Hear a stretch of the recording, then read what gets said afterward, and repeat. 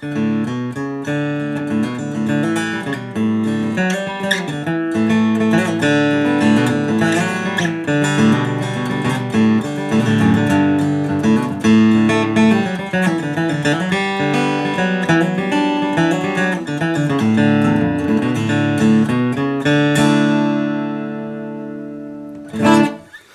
folks, back once again for another bluegrass guitar lesson.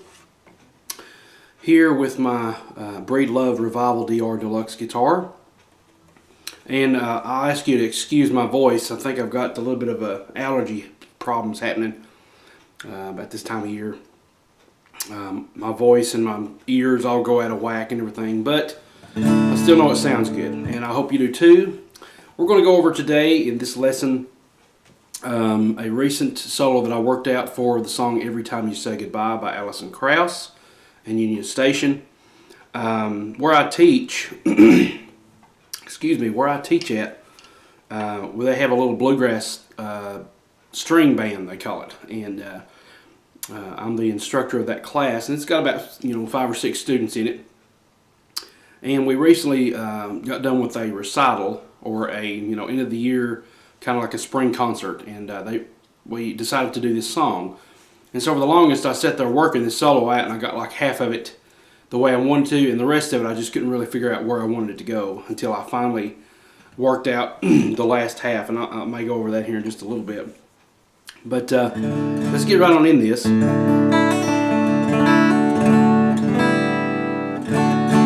So we start in the key of D. That's at least, I think that's, I don't know if that's what she's singing in, Alison Krauss, but that's what we did it in. And we'll just go and I'll explain the chords as we go along with this. So I'll just start off with a simple, walk up to a D. Okay, so the first chord is D. And that's just a simple hammer on to the second fret of the A string, open D, then back open A. And I do this a lot in, I find that this happens a lot in bluegrass, and that is that simple pull off, or hammer on, open string, open string. So that's a cool little trick you can use in D or G, or it's just handy a lot of different places. And that's just a little time to fill the space. Just play that chord real quick and get this back up. And that's down, up, down. And then the next chord is A. And usually, since I'm doing this with my second finger, since it's already there after that hammer on, I would just typically use my pinky to reach out here on the 4th fret A string, come down to the 2nd fret. Let's see.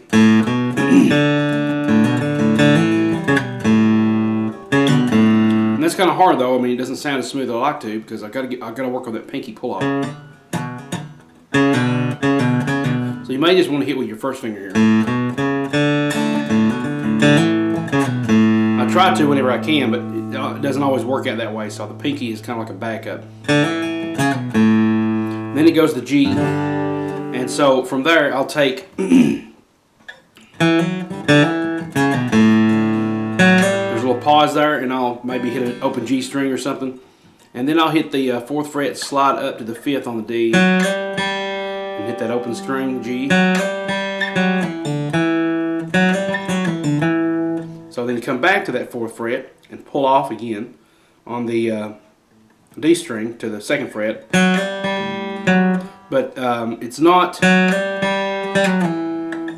slide down, because that's kind of difficult. I just try to come back down and start the pull off from the 4th fret.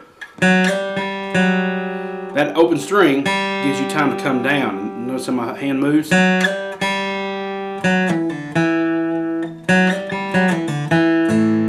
And then I just maybe bar that A. And a little trill. Okay, so so it's going to go to the G, the A, and then the B minor here. Okay, so I got to work my way up to that.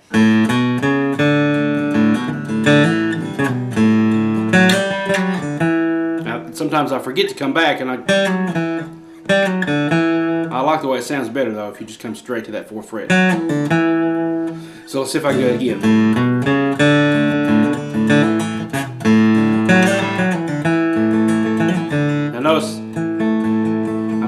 around with my pick here, just filling the time, filling the gaps.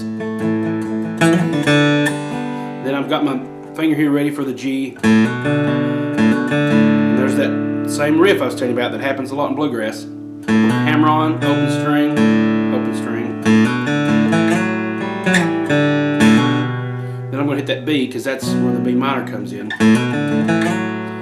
And then you can either hit the open G or just slide right back down from the 4th to the 2nd fret on that D string.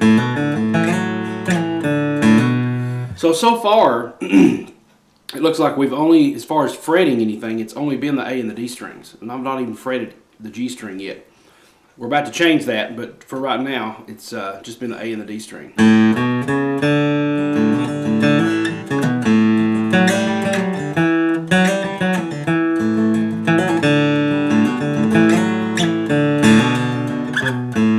So I could either do a slide off or a trill or pull off. Now we got that E string involved, little trill there.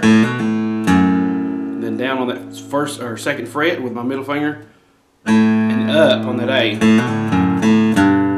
And then I've got this G shape going on here, and that's important because this next lick you're going to need both these fingers for this. Okay, so that's 3rd fret E, and let's see, so it goes from B minor, okay, back to that G, and that's where we're at now. Okay, so let's see what it sounds like.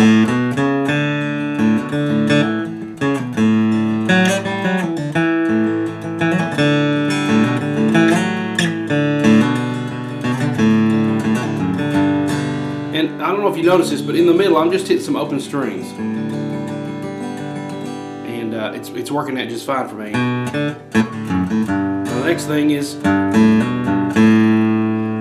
okay, so this is kind of a tricky lick. It's a back and forth type of lick. Down, up on the A, hammer on. And then the next part is the trickiest because you're going to go, that's 2 ups. Up, then put this finger back down, up. So it's important that both these fingers come back down. You can lay this finger down if you want to, but I think it sounds better if it's not ringing along with that. So I lift it up so that it kills it. Okay. Up on that E, down on that A. That's where it goes back to that A chord.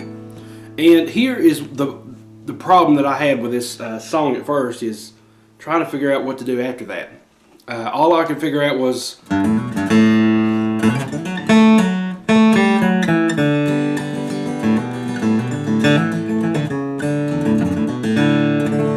but I didn't like that. I didn't feel, I wasn't feeling it. I wanted a nice little riff there, and that little seemed too rushed, and it didn't seem like it was right in the scale that I wanted. So just one day after practicing this about 30 minutes straight, I come up with this. Okay, and then a little bit extra, we'll get to that in a second, but a little bit after that really just fit in there the way I was wanted to hear it. So we go for, what happens then is we have a nice little contrast. We go from that low, and then we go straight to this high A. So we're on the low A, and we transfer that lick to a high A and move our way from there. So that's a cool way of looking at it. And that's just 2 ups. You know, it's kind of a staccato first. We choke it and then pull off. And then that's where this 4th fret, I don't know if you've noticed or not, but the 4th and 2nd fret have come in really handy on this in this solo. Come down on the D string, 4th fret with a downstroke. Open G, excuse me. Then hit that D again. Pull off to that 2nd fret D. Pull off to that open D, and then you pick it again.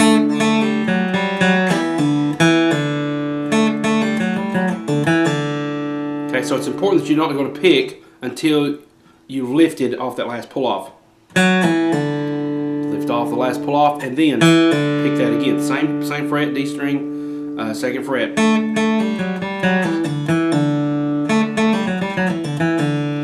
Now you could get away with on that lift, but I think it sounds more smooth if you just let the pull-off do the work. And then hit the next pull-off. Then after that, we're going a real quick walk up to G. So stay there on that D string, 2, 4, open G. That's 2 downstrokes.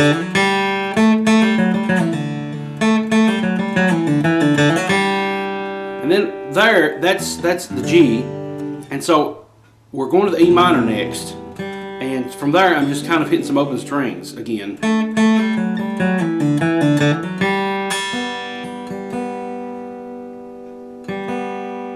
Okay, so and then I'm just filling time again, because whether in G or E minor, those couple notes will work. The B and the G, because they're both chords.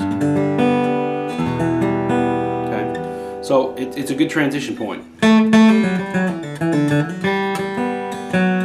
Then we walk it down, and usually when I'm walking something down, or doing slower movements, I usually put an open string in there in between. Now we're going to walk it down to the 4th fret D, and then this is what's important, this is the tricky part, and it took me a while to practice this. As soon as you hit that E note there on the D string, you're going to do a hammer-on back up to that 4th fret. And this is important. This is going to form like an E minor 9 chord.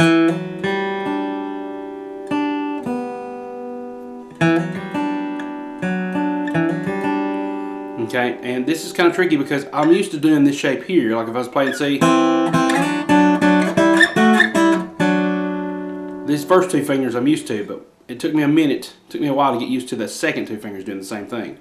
And that's one thing I've learned about bluegrass, is whatever you can do with one set of fingers, you need to learn to do with another set of fingers, because you never know when you're going to have to use that. So let's go back to this. You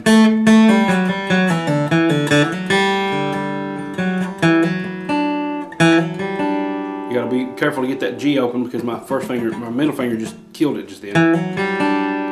And I'd leave my ring finger, or second finger, your middle finger, because we want it to ring out while we're about to do this next part. So let me just play the whole lick, and then we'll explain.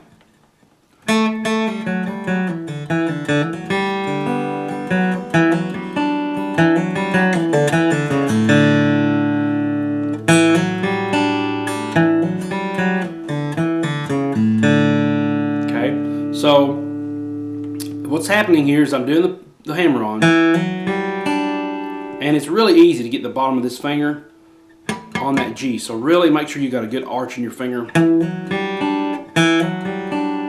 And usually this finger comes down as soon as this finger comes down.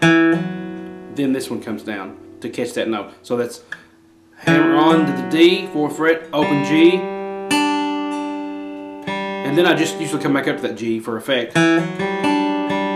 Just after a little pause. So that's 2 downs, and then an up on that B, and then up on the G. And then as I leave my finger here, leave this ringing on the B string, the hardest part is this, because what happens is your first finger wants to kill that G while it's ringing. So when you're coming back to do this, you've really got to have a good arch in this finger too. It's going to be back and forth.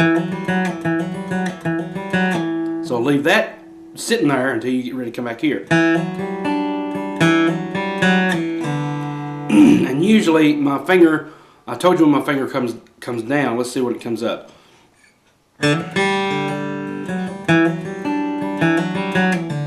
As soon as that pull off happens, this finger's lifted so that I can have all that extra room to move.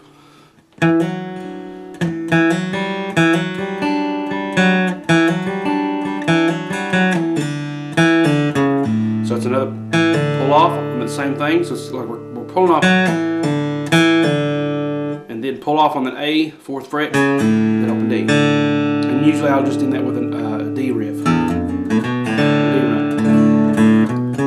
then walk it back up to begin the verse. So let's try this from the beginning, and then I'll play the chords. Actually, let me play the chords first. Excuse me. Let me play the chords, and let's just play them slowly so that if you want to play along when you get this down, you can come back to this and play it, okay?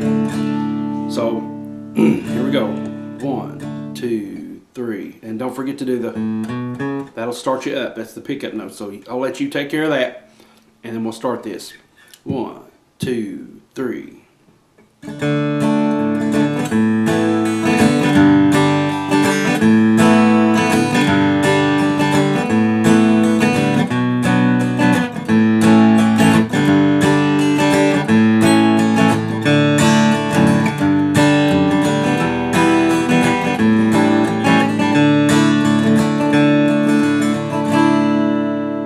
Okay, so now let's do it a little faster. You want to, after you've practiced this several times slowly, you want to do it a little faster.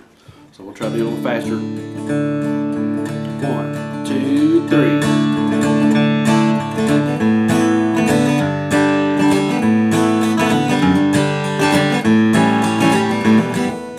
Let's try it again. Sorry about that. I'm going to use a different B minor this time. I really like the way that sounds. Sometimes it's good to mix it up. So we got this B minor, and then this B minor is just like an A7, except you move everything up. So you've got the A string, middle finger, G string, ring finger. I'm leaving the D open, and then I'm putting the pinky here on the 3rd fret of the B string. It gives us a nice little B minor 7 type sound, okay? It's part of the notes of the B minor 7.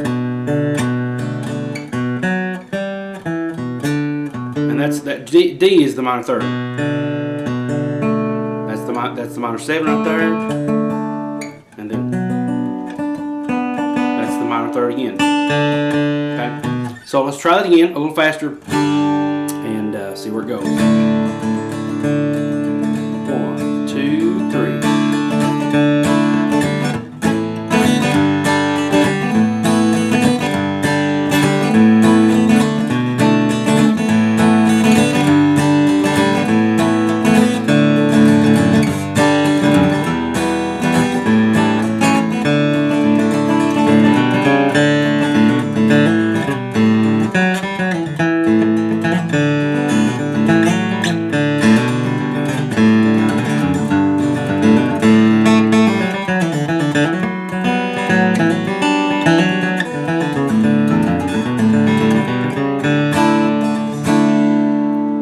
So guys, I hope I've explained that enough for you, and I hope you will check out my Bluegrass Guitar course over at bluegrassguitaressentials.com, where I teach a lot of different songs, a lot of different ideas on picking, on getting up and down the fretboard, using open strings to do that. A lot of different stuff. So if you want to learn more about bluegrass guitar and my take on it, I've created a whole entire course about 7 videos long. The first 2 episodes are absolutely free. If you go down to bluegrassguitaressentials.com/webisodes, that will show you the actual downloadable webisode files that you can download. The first 2 are free, and you'll get an ebook that comes along with that of all the different gear I recommend for getting that bluegrass epic tone and sound, things that I use, and things that I've discovered since recording the course that I've included in there as well. So it'll also give you a course overview if the course is right for you or not. It's got some stuff for beginners, advanced, intermediate. There's something for everybody there, so you can decide if it's right for you just by downloading the first couple webisodes absolutely free. And I'll see you on the next video. I've got another I'm going to record here, so be watching for that. And I just want to thank you so much for watching. Thank you so much for supporting this channel. And yeah, so take care, play a lot of bluegrass, and just keep working on it. It takes time. It's tricky. I understand that, but you just got to work at it. I mean, that's all. There's no substitute for practice and for working hard at it. And once you get it done and you get it there, trust me, it pays off. It's worth it, because it's been a while since I've played this solo, and I can still remember. You just keep oiling the machinery after you learn something, and you don't have to relearn it over again. So that's really cool. All right, and the last thing I'm gonna say is anything I play, don't forget to watch my picking. Okay, don't forget to watch my picking hand. Also, anything that I play, if it's a long solo or not, you can take individual bits of that and anything you can think of and make that its own lick. That's really important to learn. Is you can make little sections of something its own lick. Maybe you just like this part. Maybe that's what you want to take that and use it in D somewhere. You know. So I'm going to play this one more time so that you can look at my picking hand. And then I'll say sayonara and sign off before the time runs out here on the camcorder. All right.